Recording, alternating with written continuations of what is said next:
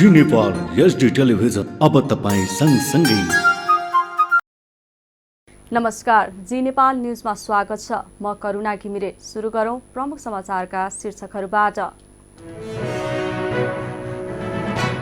स्वदेशी वस्तुमा आत्मनिर्भर हुनका लागि कृषि क्षेत्रलाई प्राथमिकतामा राखिएको अर्थमन्त्री शर्माको भनाई। सेनेटरी प्याडमा कर छुट दिएको जिकिर।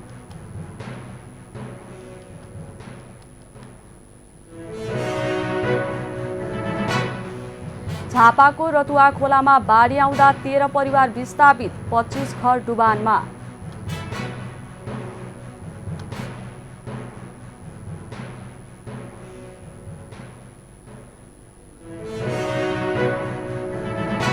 अन्तरप्रदेश सार्वजनिक यातायातको भाडा दर वृद्धि गरिएको भाडा दर आजैदेखि लागू हुने।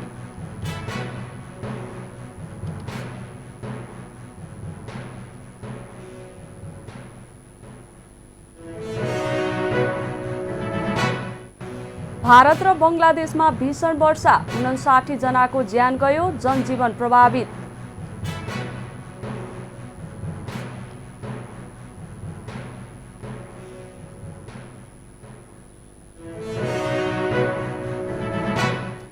र खेल र खेलाडीको क्षेत्रको विकासका लागि सरकार सदैव अग्रसर रहेको खेलकुद मन्त्री गहत राजको भनाई। नेपाली फुटबललाई बलियो बनाउनका लागि सहज प्रदान गर्नुपर्ने धारणा। अब समाचार विस्तारमा। अर्थमन्त्री जनार्दन शर्माले स्वदेशी वस्तुमा आत्मनिर्भर हुनका लागि कृषि क्षेत्रलाई प्राथमिकतामा राखिएको बताउनु भएको छ। सिंहदरबारमा सोमबार बसेको प्रतिनिधि सभा अन्तर्गतको उद्योग समिति बैठकमा अर्थमन्त्री शर्माले विभिन्न वस्तुहरूलाई आयात गर्दा व्यापार घाटा बढ्ने र मूल्य वृद्धि समेत भएकाले स्वदेशी वस्तुमा आत्मनिर्भर हुनका साथै कृषि क्षेत्रलाई प्राथमिकतामा राखिएको बताउनु भएको हो। अर्को, धानमा आत्मनिर्भर हुनका लागि सरकारले अध्ययन गरिरहेको उहाँको भनाइ छ। अर्थमन्त्री शर्माले आगामी आर्थिक वर्षको बजेटमा अनावश्यक रूपमा करको दायरा हेरफेर नगरिएको समेत बताउनुभयो। यस्तै उहाँले स्वदेशी सेनेटरी प्याडको उत्पादनले पनि समेत माग धान्न नसकेका कारण बाहिरबाट आउने सेनेटरी प्याडमा कर छुट दिएको जिकिर गर्नुभयो। उहाँले स्वदेशी उद्योगलाई ध्वस्त पार्ने सरकारको कुनै योजना नरहेको भन्दै उद्योगी मैत्री बजेट आएको बताउनुभयो। छलक परिस्थिति थियो, हामीले बन्द गर्न पाउँदैन। डब्ल्युटिओ को सम्झौताका कारणले, अर्को के छ अरे साप्टाको कारणले गर्दा हामीले बन्द गर्न पाउने छैन। त हिजै भएको हस्ताक्षर चाहिँ आज त्यो हस्ताक्षर अर्थमन्त्रीले हटाउन त सक्दैन, सभापति हजुरले पनि सक्नुहुन्न, हामी पनि कोही सक्दैनौँ। त्यसकारणले ती सम्झौतालाई पनि ध्यान दिँदै हामीले गर्न सक्ने कुरा के हो भने हामीले त्यहाँ अलिकति ड्युटी बढाउने बाहेक अर्को उपाय छैन।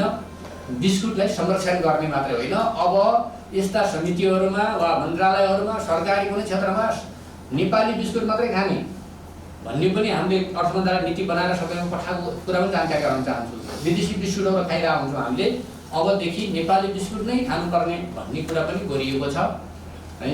जस्तो सेनिटाइजर हामीले नेपालमा उत्पादन भइरहेछ, टेबलमा अर्थ मन्त्रालय टेबलमा विदेशी बोतल रहेछ। मैले भने विदेशी बोतल किन भन्दाखेरि बोतल हो, हामीले हाल्न यहीँको हालिरहेछौँ भनेर भन्नुभयो उहाँहरूले।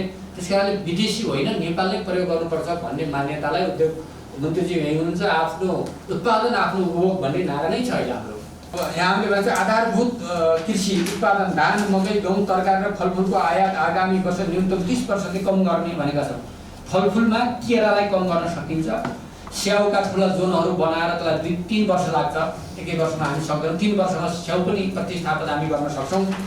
त्यो अनुसारले हामीले के अरे यसलाई अगाडि बढाएको कुरा पनि म जानकारी गराउन चाहन्छु।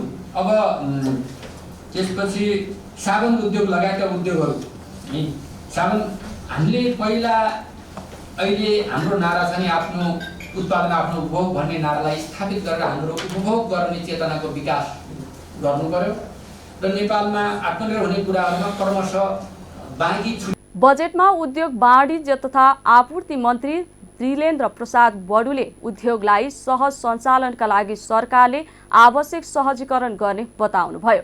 उहाँले बन्द भएका उद्योगहरूलाई सञ्चालनका लागि निजी क्षेत्रका सहयोग लिने धारणा राख्नुभयो। यस्तै मन्त्री बडुले पेट्रोलियम पदार्थको मूल्य वृद्धि बाध्यात्मक अवस्था भएको जिकिर गर्नुभयो। पेट्रोलियम पदार्थमा लगाइएको कर 10 रुपैयाँ घटाइएको र यो भन्दा बढी घटाउन नसक्ने उहाँले स्पष्ट पार्नुभयो। हुन्छ र 10 वर्षपछि कहाँ पुग्छौँ भन्ने एउटा टार्गेट सहित जाने तयारीमा सरकार छ। यो पास भइसकेका नीति हो। के भने स्थिति के हो त भन्दाखेरि पेट्रोल पदार्थ हाम्रो उत्पादन होइन, आखिर बाहिरको बजारमा जे रेट छ किनेर ल्याउने हो र सक्दो अवश्य पनि त्यो रेटमा हामी कन्सेसन गर्न सक्दैनौँ। तर हामीले सक्ने के हो त भन्दाखेरि सरकारले लगाएको ट्याक्सलाई सकेसम्म कम गरेर उपभोक्तालाई सहुलियत दिने कुरा हो। हामी त्यसका निमित्त प्रयत्न गरिरहेका छौँ। यहाँहरूलाई जानकारी छ, मैले सदनमा योभन्दा पहिले पनि अहिलेको अवस्था के हो र के अवस्थामा हामी मूल्य बढिरहेको छ र हामी कति घटाउन सक्ने अवस्थामा छौँ भन्यौँ र सरकारले पेट्रोलियम पदार्थमा लगाइरहेको ट्याक्सलाई पनि हामीले कम गर्यौँ र त्यो प्रति लिटर डिजलमा र पेट्रोलमा 10 रुपियाँ हामीले घटाएका छौँ। यो यहाँहरूलाई जानकारी छँदैछ। र त्योभन्दा धेरै घटाइहाल्ने अवस्थामा सरकार पनि रहेन। त्यसकारणले सरकारलाई चाहिने राजस्व पनि आखिर विभिन्न बुदाहरूबाट आउँछ। एउटा यो पनि एउटा सोर्स छ। त्यसकारणले यसलाई धेरै घटाउन नसकेपछि अहिले नै हामीले 10 रुपियाँ घटाएका छौँ र त्यसकारणले अहिलेको अवस्था के रहेछ त भन्दा यो 16 जुनमा आएको 2 असार 2 गते आएको रेट अनुसार विदेशमा अहिलेको रेट भनेको त हामीले आइओसीबाट खरिद गर्नुपर्ने रेट भनेको 209 रुपियाँ 28 पैसा छ प्रति लिटर यो पेट्रोल त्यसरी खरिद गरेका छ। त्यसकारणले यो पेट्रोल पनि 209 रुपियाँ 28 पैसामा खरिद गर्नु परेको छ। हामीले 10 रुपियाँ घटाएर यसमा अहिले 179 भएको छ। त्यस्तै गरी 10 रुपियाँ घटाएर मात्रै भएको हो डिजेलको, नत्र 202 रुपियाँ 16 पैसामा हामीले किनेर ल्यायौँ तर बेच्दाखेरि हामी अहिले उपभोक्तालाई 10 रुपियाँ माइनस गरेर 192 या कति भएको छ होइन, यसरी घटाइएको छ। त्यसकारणले अहिलेको उहाँले पेट्रोलियम पदार्थ खरिद भन्दा बिक्री मूल्य कम हुँदा अझै पनि घाटा नै रहेको बताउनुभयो। जनतालाई थप मारमा नपार्नका लागि ग्यासमा मूल्य वृद्धि गर्न नदिएको उहाँले बताउनुभयो।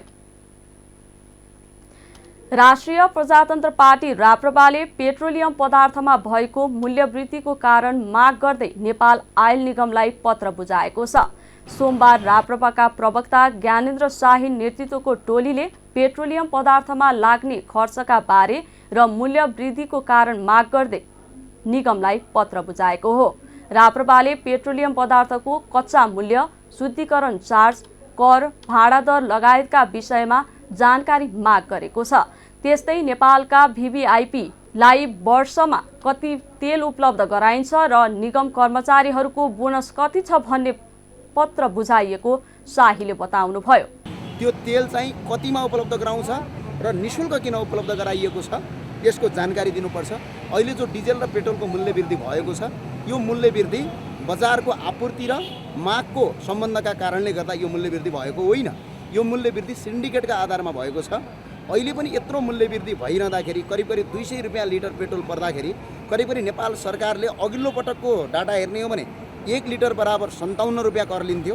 त्यसमा पनि धेरै कुराहरू छन्, जस्तै कालीगण्डकी, अप्पर कर्णाली र विभिन्न जलविद्युत, त्यसपछि फोहोरको ट्याक्स, त्यसपछि सरसफाई ट्याक्समाथि ट्याक्स असुल उपर गरेर जनतालाई करमाथि कर थपेर तेलको मूल्य वृद्धि गरेर जनताको ढाड सेक्न। आयल निगमले सोमबारदेखि लागू हुने गरी पेट्रोलको भाउ लिटरको 179 र डिजेलको 192 रुपियाँ पुर्याएपछि विरोध सुरु भएको छ।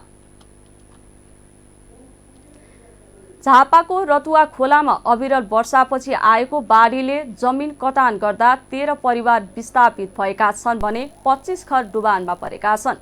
दमक नगरपालिका 7 रेड क्रस भवन पछाडिको खोला किनार नजिक रहेको बस्तीमा बाढीले कटान गर्दा 13 परिवार विस्थापित भएका जिल्ला प्रहरी कार्यालय झापाका प्रवक्ता प्रहरी नायब उपरीक्षक वसन्त पाठकले जानकारी दिनुभयो। विस्थापित हुनेमा दमक 7 का खड्ग लिम्बू, राजेश किस्कु, विष्णु लिम्बू, मनोज मास्के, सुभाष लिम्बू, भारती तामाङ, रामकुमारी लावती, लाक्पा शेर्पा, गोमा तामाङ, डिक बहादुर गुरुङ, सूर्यमान आचार्य, दीपक गुरुङ र विमल किस्कुको परिवार रहेको छ। उनीहरूको घरमा क्षति पुगेकाले नेपाल प्रहरी र स्थानीय बासिन्दाको सहयोगमा उद्धार गरी सुरक्षित ठाउँ र आफन्तको घरमा सारिएको प्रहरी प्रवक्ता पाठकले जानकारी दिनुभयो। यस्तै रतुवा खोलामा आएको बाढीकै कारण गोरादह नगरपालिका 6 मा रहेका टङ्गवा बस्तीमा पानी पसेको छ। त्यहाँका 25 घर डुबानमा परेका छन्। यातायात व्यवस्था विभागले अन्तर्प्रदेश सार्वजनिक यातायातको यात्रुवाहक तथा मालवाहक सवारी साधनको भाडा बढाएको छ। सोमबार सूचना जारी गर्दै विभागले लामो दूरीमा चल्ने यात्रुवाहक सवारी साधनमा 5.5% भाडा बढाएको जानकारी दिएको हो। इन्धनको मूल्यमा 16%ले बढेको कारण स्वचालित प्रणाली अनुसार भाडा बढेको विभागले जनाएको छ। मालवाहकको हकमा पहाडी बाटोमा सञ्चालन हुने सवारी साधनमा 6.94% र तराईको बाटोमा सञ्चालन हुने मालवाहक सवारी साधनमा 7.7% भाडा बढाइएको विभागले जानकारी दिएको छ। वृद्धि गरिएको भाडा दर आजैदेखि लागू हुने समेत विभागले जनाएको छ। पेट्रोलियम पदार्थमा भारी मूल्य वृद्धि भएपछि ठाउँ ठाउँमा यसको विरोध सुरु भएको छ। विराटनगर, रूपन्देही लगायतका ठाउँमा विरोध प्रदर्शन भएको छ। मूल्य वृद्धि फिर्ता गर्न माग गर्दै बुटोलमा एमाले निकट अनेरा सोभिले प्रदर्शन गरेको छ। उनीहरूले केही बेर गाडीको आवागमन समेत रोकेका प्रहरीले जनाएको छ। यस्तै यातायात व्यवसायीले पेट्रोलियम पदार्थमा भएको मूल्य वृद्धिको विरोधमा विराटनगरमा चक्काजाम गरेका छन्। सरकारले गैरातीदेखि लागू हुने गरी मूल्य बढाएपछि यसको चौतर्फी विरोध भएको छ। भाउ घटाएर नागरिकलाई राहत दिन दबाव बढेको छ। सामाजिक सञ्जालमा मूल्य वृद्धिको विरोध गर्दै इन्धनमा भारी वृद्धि हुँदा गाडी भाडादेखि बजार मूल्यसम्म अकासिने भएकाले यसतर्फ ध्यान दिन सबैले सरकारलाई आग्रह गरेका छन्। पछिल्लो 24 घण्टामा देशभर 28 जना कोभिड-19 का संक्रमित भेटिएका छन्। स्वास्थ्य तथा जनसङ्ख्या मन्त्रालयले विवरण अनुसार 3,914 जनामा गरिएको परीक्षणमा 28 जनामा संक्रमण पुष्टि भएको हो। यस्तै आज 10 जना संक्रमित संक्रमण मुक्त भएका छन्। मन्त्रालयको विवरण अनुसार हाल देशभर 120 जना सक्रिय संक्रमित रहेका छन्, जसमा काठमाडौँ उपत्यकाका 60 जना रहेका छन्। हालसम्म देशभर 96% जनसङ्ख्याले कोरोना विरुद्धको खोप लगाइसकेका छन्। लुम्बिनी प्रदेश सरकारले आगामी आर्थिक वर्षको बजेट विनियोजन गर्दा बाँकेलाई कम बजेट दिएको छ। सरकारले अधिकांश बजेट विनियोजन गर्दा रूपन्देही र रोल्पालाई प्राथमिकतामा राखेको छ। लुम्बिनी प्रदेश सरकारले बागेश्वरी मन्दिरलाई ऐतिहासिक, धार्मिक, प्राकृतिक 2200-2400 सर्किट गन्तव्य स्थलको रूपमा विकास गर्न बजेट विनियोजन गरेको छ। त्यसैगरी परस्पुर, बेलभार, राधापुर, शहादतपुर सडक निर्माणका लागि आवश्यक बजेट विनियोजन गरेको प्रदेश सरकारले जनाएको छ। लुम्बिनी प्रदेश सरकारले यस वर्ष पनि नेपालगञ्ज विमानस्थल आसपासमा एग्रो मार्ट सञ्चालनका लागि बजेट विनियोजन गरेको छ भने लुम्बिनी प्रादेशिक अस्पतालबाट प्रदान हुँदै आएको सशस्त्र द्वन्द्वका क्रममा घाइते भएका व्यक्तिको उपचार सेवालाई विस्तार गरी नेपालगञ्ज स्थित भेरी अस्पतालबाट समेत सेवा प्रदान गर्न बजेट विनियोजन गरेको छ।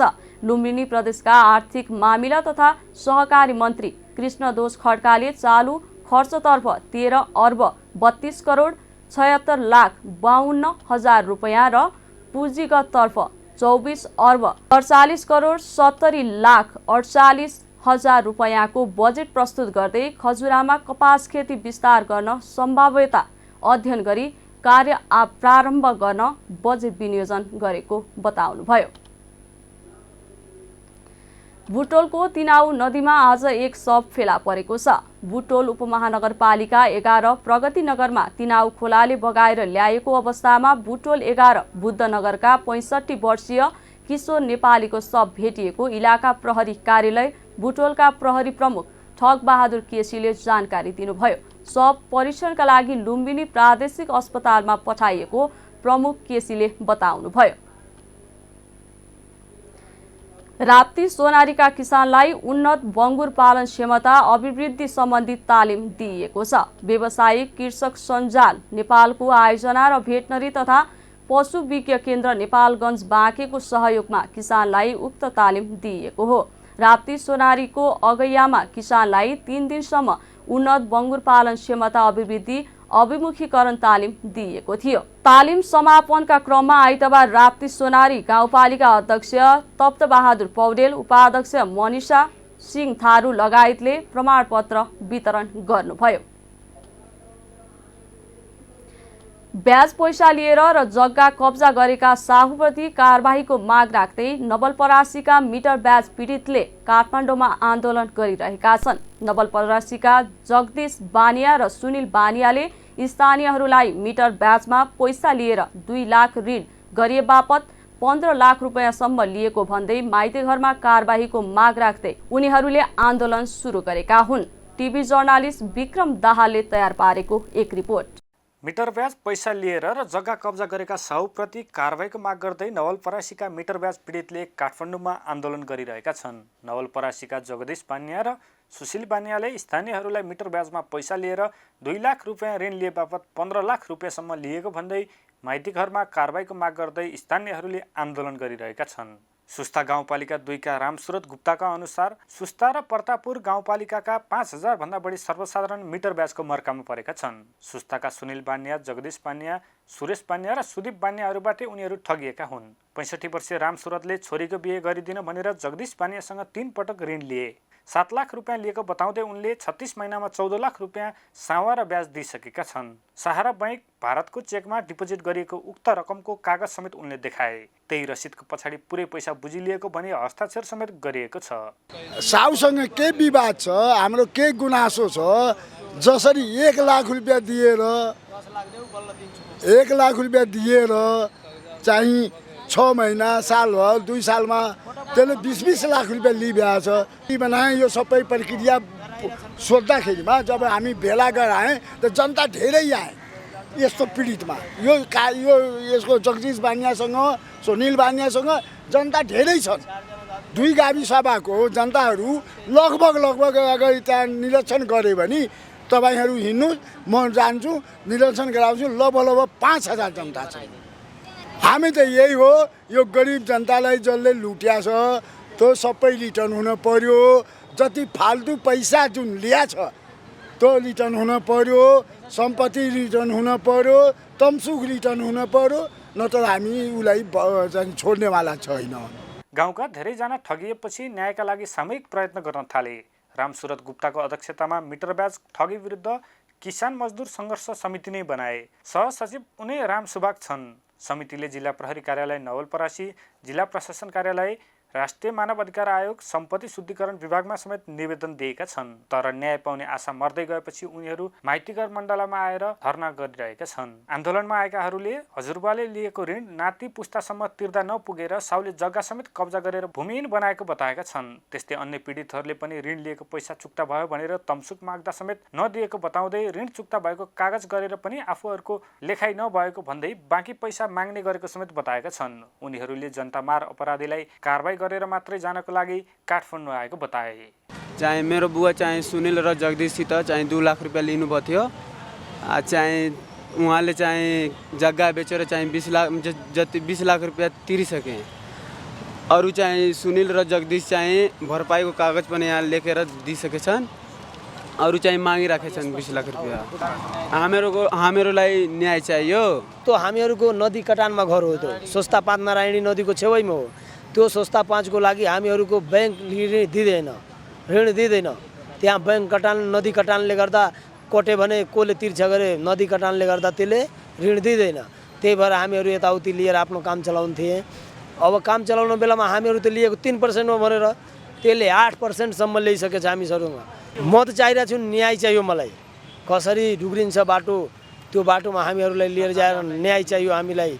उनीहरूले मिटर ब्याज लिन पाइँदैन, जनता मार्न पाइँदैन, मिटर ब्याज लिनेहरू खबरदार, मिटर ब्याज लिनेहरूलाई कारबाही गर, मिटर ब्याज लिएर जनतालाई सुकुम्बासी र भूमिहीन बनाउन पाइँदैन लेखेका प्लेकार्ड समेत प्रदर्शन गरेका छन्। सरकारले आफूहरूलाई न्याय दिनुपर्ने उनीहरूको माग रहेको छ। आफूहरू न्याय नपाएसम्म आन्दोलन गरिरहने उनीहरूले बताएका छन्। जी नेपाल न्युजमा अब एकैछिन विश्राम भन्दा अगाडि प्रमुख समाचारका शीर्षकहरू। स्वदेशी वस्तुमा आत्मनिर्भर हुनका लागि कृषि क्षेत्रलाई प्राथमिकतामा राखिएको अर्थमन्त्री शर्माको भनाई। सेनेटरी प्याडमा कर छुट दिएको जिकिर।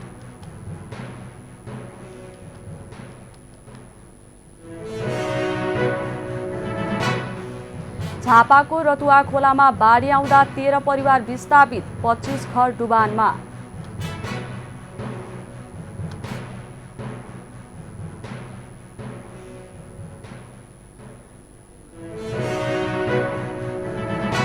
आन्ध्र प्रदेश सार्वजनिक यातायातको भाडा दर वृद्धि गरिएको भाडा दर आजैदेखि लागू हुने।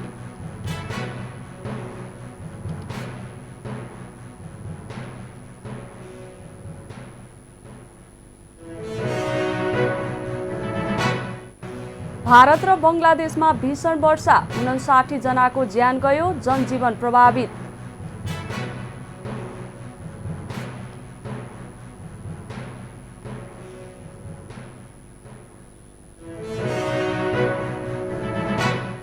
र खेल र खेलाडीको क्षेत्रको विकासका लागि सरकार सदैव अग्रसर रहेको खेलकुद मन्त्री गहद राजको भनाई।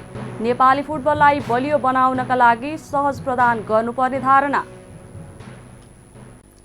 विश्राम पश्चात अब बाँकी समाचार। बाँकेमा यही असार 9 गतेदेखि 5 वर्षदेखि 11 वर्ष उमेर समूहका बालबालिकालाई कोभिड विरुद्धको फाइजर बायोएनटेक खोप दिइने भएको छ। स्वास्थ्य कार्यालय बाँकेका अनुसार 76,000 बढी बालबालिकालाई कोभिड विरुद्धको फाइजर बायोटेक खोप दिन लागि हो। असार 9, 10 र 11 गतेसम्म चल्ने खोप अभियानमा 76,239 जना बालबालिकालाई खोप लगाउने लक्ष्य लिएको स्वास्थ्य कार्यालयका फोकल पर्सन नरेश श्रेष्ठले जानकारी दिनुभयो। सबैभन्दा धेरै नेपालगञ्ज उपमहानगरपालिकामा 20,231 जना बालबालिकालाई खोप लगाउने लक्ष्य छ भने सबैभन्दा कम नरेनापुर गाउँपालिकामा 6,332 जनालाई खोप लगाउने लक्ष्य छ। बैजनाथ गाउँपालिकामा 8,345, डुडुवा गाउँपालिकामा 6,988, जानकी गाउँपालिकामा 6,372 जनालाई खोप लगाउने लक्ष्य छ। यस्तै कोहलपुर नगरपालिकामा 10,231, खजुरा गाउँपालिकामा 8,224 र राप्ती सोनारी गाउँपालिकामा 9,257 जनालाई खोप लगाउने लक्ष्य लिएको छ। स्वास्थ्य पत्रकार मञ्चले आयोजना गरेको कार्यक्रममा खोप अभियानबारे जानकारी दिँदै श्रेष्ठले अधिकांश खोप केन्द्र विद्यालयमा तोकिएको बताउनुभयो। नेपालगञ्जमा हल्का वर्षा भएको छ। सोमबार बिहानपख केही बेर हल्का वर्षा भएको हो। वर्षा भएपछि नेपालगञ्जवासीले राहत महसुस गरेका छन्। नेपालगञ्जमा अत्यास लाग्दो गर्मीले जनजीवन कष्टकर बन्दै आएको थियो। मनसुनी वायुको प्रभावले सोमबार देशका अधिकांश भूभागमा वर्षा भएको छ। जल तथा मौसम विज्ञान विभागका अनुसार हाल प्रदेश 1, मध्य प्रदेश, बागमती प्रदेश र गण्डकी प्रदेशमा मनसुनी वायुको सामान्य प्रभाव रहेको छ।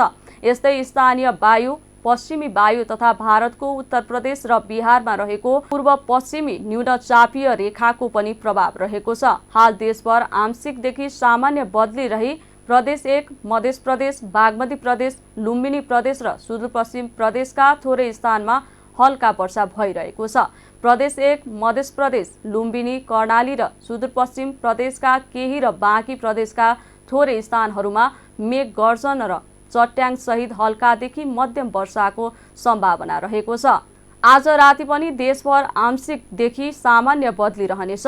प्रदेश 1, मध्य प्रदेश, बागमती प्रदेश र गण्डकी प्रदेशका केही र बाँकी प्रदेशका थोरै स्थानहरूमा मेघ गर्जन र चट्याङ सहित हल्कादेखि मध्यम वर्षाको सम्भावना रहेको छ।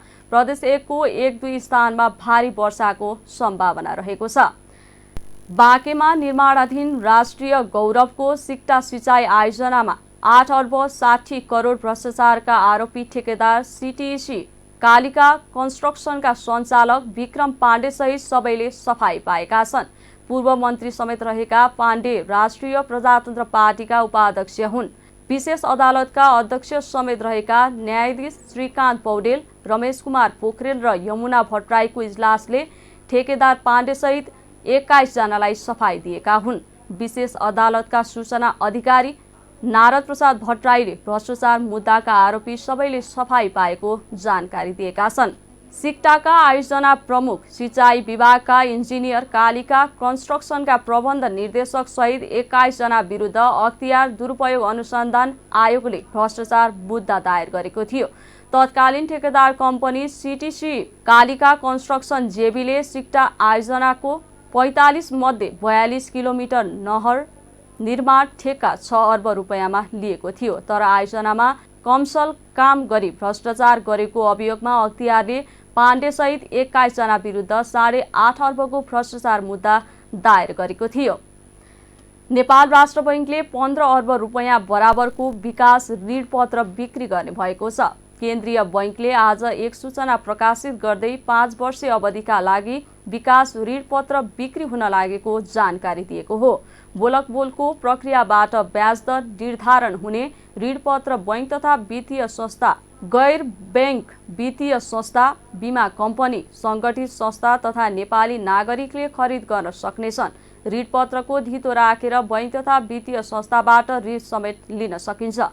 इच्छुक खरिदकर्ता अप्रतिस्पर्धामा पनि सहभागी हुन सक्नेछन्। प्रतिस्पर्धीले निष्कासित रकमको 85% अर्थात् 12 अर्ब 75 करोड रुपियाँ र अप्रतिस्पर्धीले 15% अर्थात् 2 अर्ब 25 करोड रुपियाँ बराबरको ऋणपत्र खरिद गर्न सक्नेछन्। खरिदकर्ताले घटीमा 50,000 रुपियाँ र बढीमा कुल निष्कासित रकमको सीमामा नबढाई 50,000 रुपियाँले भाग गर्दा निशेष भाग जाने अङ्क बराबर खरिद गर्न पाउनेछ। ऋणपत्रको दोस्रो बजार कारोबार नेपाल स्टक एक्सचेन्ज लिमिटेड मार्फत हुने सूचनामा उल्लेख छ।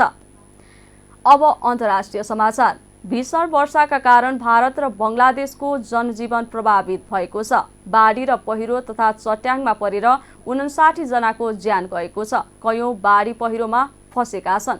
बाढी पहिरोमा परेर ज्यान गुमाउनेको संख्या बढ्न सक्ने जनाइएको छ।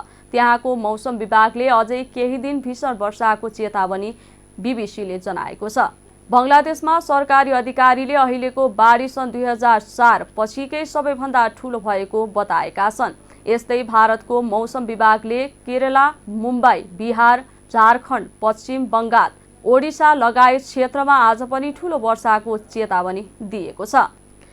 अब खेल समाचार। युवा तथा खेलकुद मन्त्री महेश्वर जङ गहतराजले खेल र खेलाडीको क्षेत्रको विकासका लागि सरकार सदैव अग्रसर रहेको बताउनु भएको छ। सोमबार काठमाडौँमा अखिल नेपाल फुटबल सङ्घ एन्फाको 21औं साधारण सभा उद्घाटन गर्दै मन्त्री गहतराजले खेलकुदलाई सिंहदरबारले हेर्ने दृष्टिकोणमा परिवर्तन ल्याउनका लागि आफू लागेको र खेल र खेलाडीको क्षेत्रको विकासका लागि सरकार सदैव अग्रसर रहेको बताउनु भएको हो। उहाँले मुलुकको खेलकुद क्षेत्रलाई व्यावसायिक रूपमा अघि बढाउनका लागि सबैको ध्यान केन्द्रित हुनुपर्ने जिकिर गर्नुभयो। खेलकुदमा फुटबलतर्फका पूर्वाधारहरू निर्माणमा सरकारले विशेष महत्त्व दिएको भन्दै खेलकुदमा लगानी गर्नका लागि सरकार सधैँ प्रयत्नशील रहने उहाँले बताउनुभयो। मन्त्री गहतराजले नेपाली फुटबललाई बलियो बनाउनका लागि साहस प्रदान गर्नुपर्ने धारणा राख्नुभयो। सबै जात सबै रङको लागि खेलमा एउटा स्पेस छ, ठाउँ छ। त्यसैले यस अर्थमा हेर्दा यो सामाजिक एकता सद्भावको क्षेत्र पनि त हो नि। त्यसैले यस अर्थमा पनि यसलाई महत्त्वपूर्ण रूपले विकास गर्ने सन्दर्भमा एन्फाको चासो जानुपर्छ। तपाईलाई विशिष्ट जिम्मा छ एउटै खेललाई व्यवस्थित गर्ने, मजबुत गर्ने, देशको शान इज्जत अन्तर्राष्ट्रिय क्षेत्रमा कायम गराउने, देशको पहिचान कायम गराउने। कार्यक्रममा राष्ट्रिय खेलकुद परिषदका सदस्य सचिव टङ्कलाल घिसिङले दक्षिण एसियामा फुटबलको स्थितिलाई बलियो बनाउन एन्फाले ध्यान केन्द्रित गर्नुपर्ने बताउनुभयो। एन्फाको संगठन मात्र भएर नपुग्ने र यसको कार्यदिशा पनि राम्रो हुनुपर्ने उहाँको भनाइ छ। यद्यपि एन्फाले गरिराखेको छ यो प्रशंसनीय छ, तर अझ पुगेको छैन। हामीले अन्डर 16, अन्डर 18 भनेर जति पनि युथ लेभलमा टुर्नामेन्टको चाहिँ नम्बर अफ टुर्नामेन्ट त्यो पनि फक्सन टुर्नामेन्टहरू हामीले जति नम्बरमा बढाउनु पर्ने थियो यसतर्फ ध्यान। यस्तै एन्फा अध्यक्ष कर्मा छिरिङ शेर्पाले नेपालको फुटबल क्षेत्रलाई बलियो बनाउनका लागि एन्फाले धेरै नयाँ कार्यक्रमहरू ल्याएको जानकारी दिनुभयो। उहाँले खेलाडीको अभिवृद्धि गर्नका लागि पनि धेरै काम गरिएको दाबी गर्नुभयो।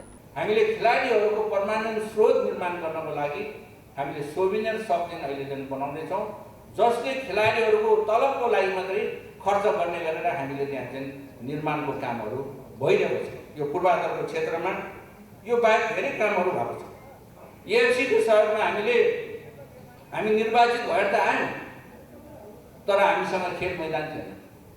कार्यक्रममा राखेपका उपाध्यक्ष शिव कोइरालाले खेलकुदको शिर उच्च बनाउनका लागि राखेप सधैँ प्रयास गर्ने धारणा राख्नुभयो। खेल समाचारसँगै हामी जी नेपाल न्युजको अन्त्यमा आइसकेका छौँ। जाँदा जाँदै प्रमुख समाचारका शीर्षकहरू। स्वदेशी वस्तुमा आत्मनिर्भर हुनका लागि कृषि क्षेत्रलाई प्राथमिकतामा राखिएको अर्थमन्त्री शर्माको भनाई। सेनेटरी प्याडमा कर छुट दिएको जिकिर।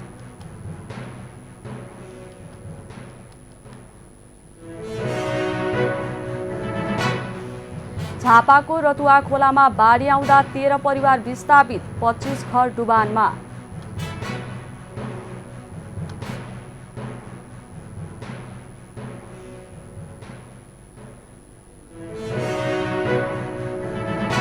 अन्तरप्रदेश सार्वजनिक यातायातको भाडा दर वृद्धि गरिएको भाडा दर आजैदेखि लागू हुने।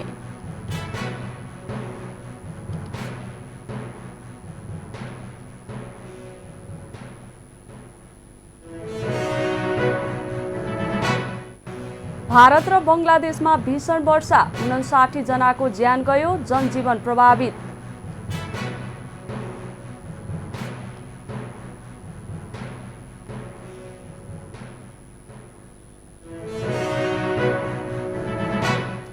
र खेल र खेलाडीको क्षेत्रको विकासका लागि सरकार सदैव अग्रसर रहेको खेलकुद मन्त्री गहत राजको भनाई।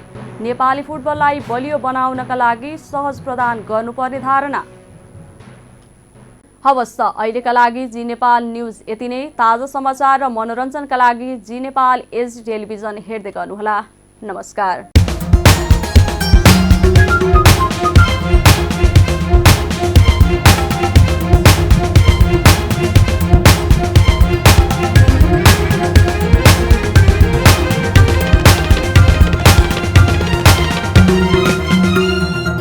जी नेपाल एचडी टेलिभिजन अब तपाईँ सँगसँगै